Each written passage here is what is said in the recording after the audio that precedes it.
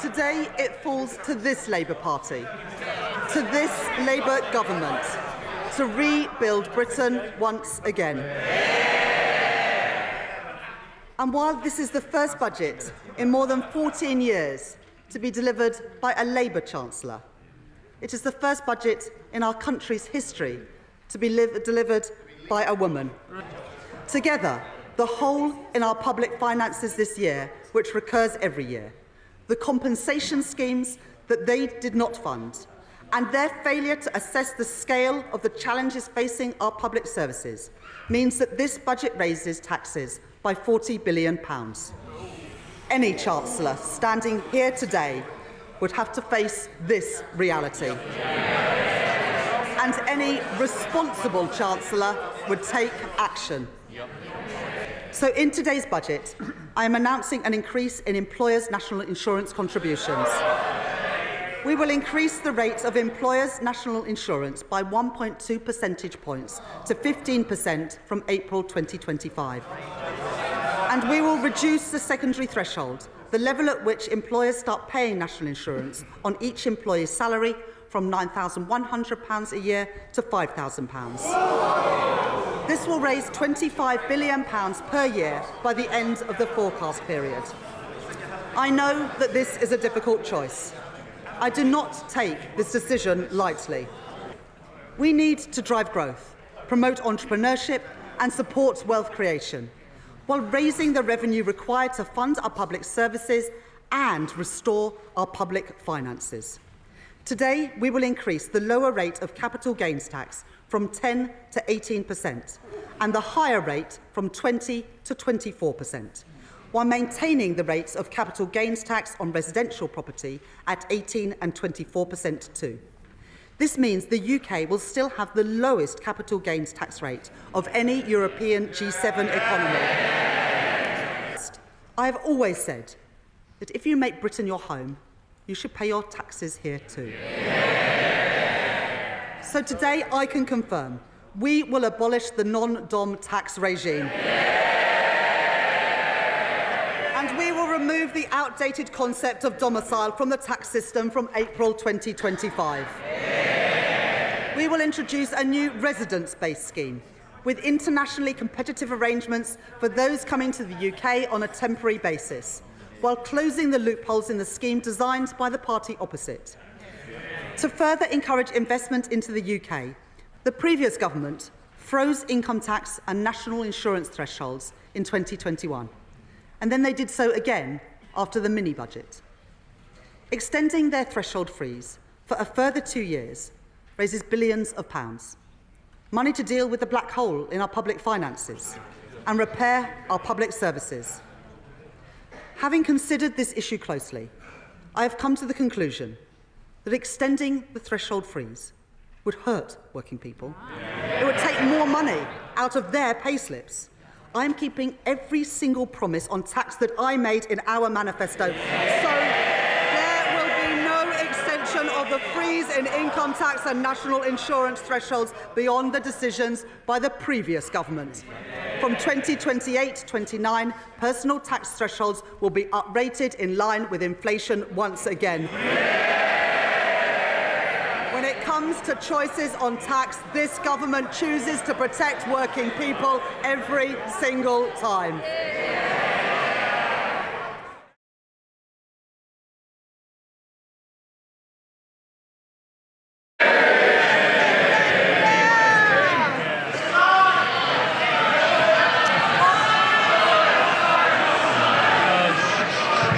Madam Deputy Speaker, Madam Deputy Speaker, Madam Deputy Speaker, on the day that he took office, the Prime Minister said that he wanted to restore trust to British politics with action, not words. Well, today, his actions speak for themselves, with a budget that contains broken promise after broken promise. And reveals the simple truth that the Prime Minister and the Chancellor have not been straight with the British people.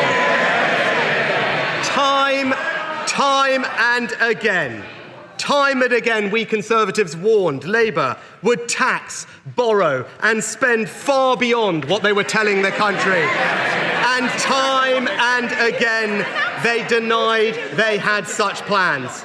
But today, the truth has come out. Proof that they planned to do this all along. Because, Madam Deputy Speaker, today's budget sees the fiscal rules fiddled. Borrowing increased by billions of pounds. Inflation-busting handouts for the trade unions. Britain's poorest pensioners. Britain's poorest... Order! Just as we respected the Chancellor and heard her speak, we will hear the Leader of the Opposition.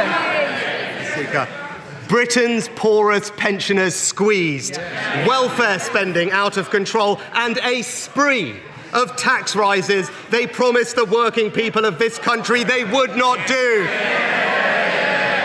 National insurance, up. Capital gains tax, up. Inheritance tax, up. Energy taxes, up. Business rates, up. First-time buyer stamp duty, up. Pensions tax, up. They have fiddled the figures. They don't like it, Mr. Speaker. They don't like it, Madam Deputy Speaker.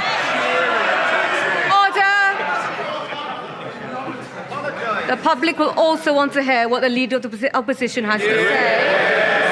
And shouting whilst I can see you will mean that you will not be called to speak later on. Simmer.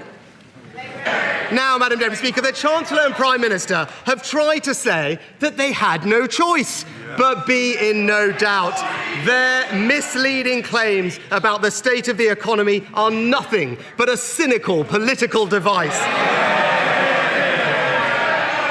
Today's situation is a world away from the genuinely bleak legacy that we Conservatives inherited from the last Labour government. Borrowing. The Chancellor forgot to point out, borrowing £1 in every 4 that they spent. Debt rising every year and unemployment at 8%. Now, I understand the Chancellor's shameless political motivations, why it suits her to cook up a false justification for her agenda. But today, the OBR has, in fact, declined to back up her claims of a fictional £22 billion black hole. It actually appears nowhere in their report, Madam Deputy Speaker. And it is deeply disappointing that she has sought to politicise the independent OBR that should be above party politics.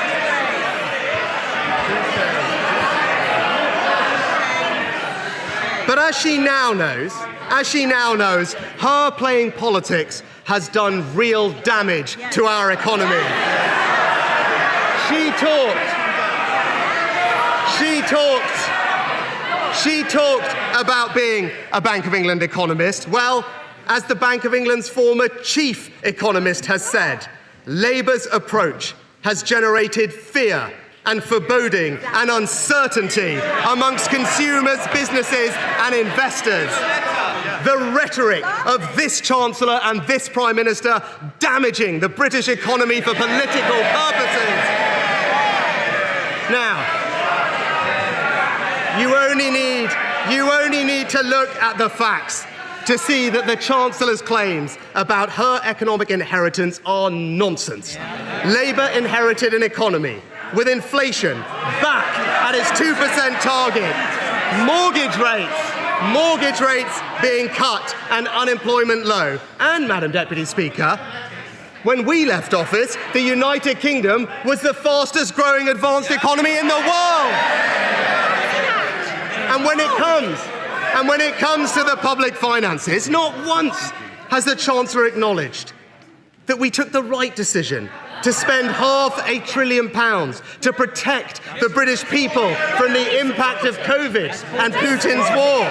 And let me remind you, not only did the party opposite support all those interventions. They wanted us to go even further, Madam Deputy Speaker. And when I made the tough choices to fix the public finances afterwards, the Prime Minister and Chancellor opportunistically opposed me every step of the way. So I will take no lectures from those two about difficult decisions. But because of those decisions that we made, the Chancellor inherited lower borrowing than France, America, Italy and Japan, and the second lowest debt in the entire G7. So which way you look at it, Labour's claims about their inheritance are purely ludicrous